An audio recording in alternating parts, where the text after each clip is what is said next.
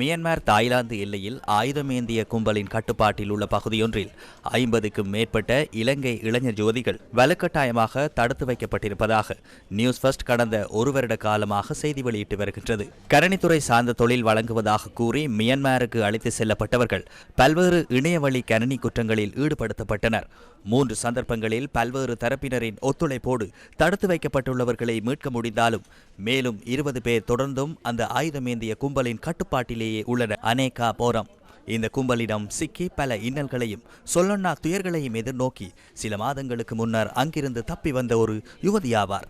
இலங்கையர் ஒருவர் தாய்லாந்திற்கு அழைத்து செல்வதாக கூறி இவரை ஏமாற்றி மியான்மரின் ஏன்கோன் பகுதிக்கு அழைத்து சென்று இந்த சைபர் குற்றவாளிகளின் முகாமில் விடப்பட்டிருந்தார். அங்கிருந்து சில வாகனங்களில் அவர் உள்ளிட்ட 4 தாய்லாந்து மியான்மர் எல்லையில் அமைந்துள்ள மியாவடிக்கு அழைத்து செல்லப்பட்டிருந்தனர். 4 வாகனங்களுக்கு மாற்றப்பட்டோம். இரண்டாவதாக ஒரு காரை தேரர் ஒருவரை செலுத்தினார். அந்த நாட்டில் தேரர் வாகனம் செலுத்தும் போது சோதனை சாவடிகளை இலகுவாக கடக்கலாம். கடக்கும் ஒவ்வொரு சோதனை சாவடிக்கும் பணம் கொடுப்பார். பணத்தை கொடுத்து கடந்து செல்வார். ஆற்றை கடப்பதற்கு டிஃபெண்டரிலும் அழைத்துச் சென்றார்கள்.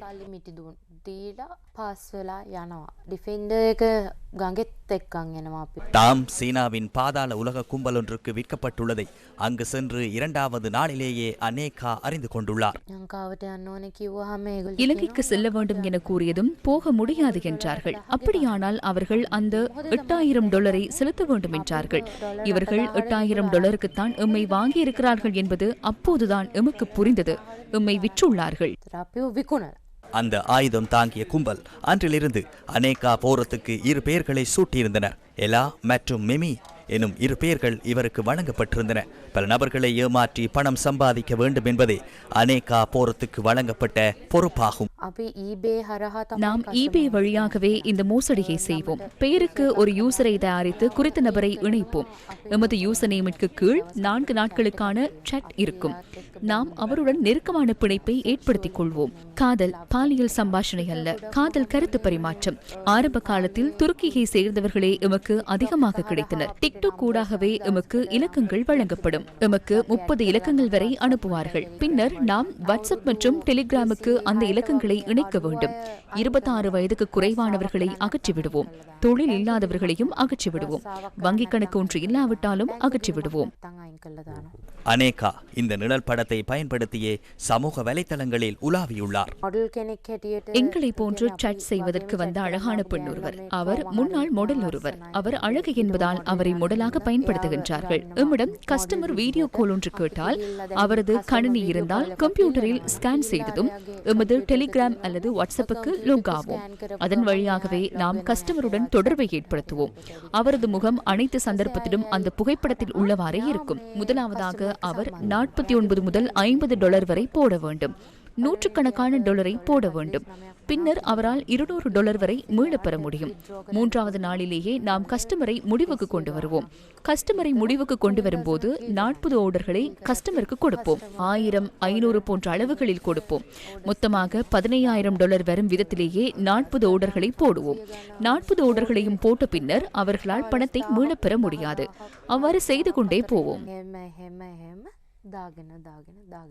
அனேகா உள்ளிட்டவர்கள் அந்த பாதாள குழுவினர் வழங்கும் இலக்குகளை அடைய முடியாத சந்தர்ப்பங்களில் பல துன்புறுத்தல்களை சந்திக்க நேரிடுகின்றது. எமக்கு ஒரு மாதத்துக்கான இலக்கு $15,000 ஆகும்.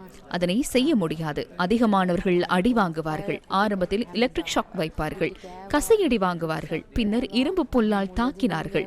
இரும்பு புல்லுக்குள் கற்கள் போடப்பட்டு அவை சீல் வைக்கப்பட்டிருந்தன.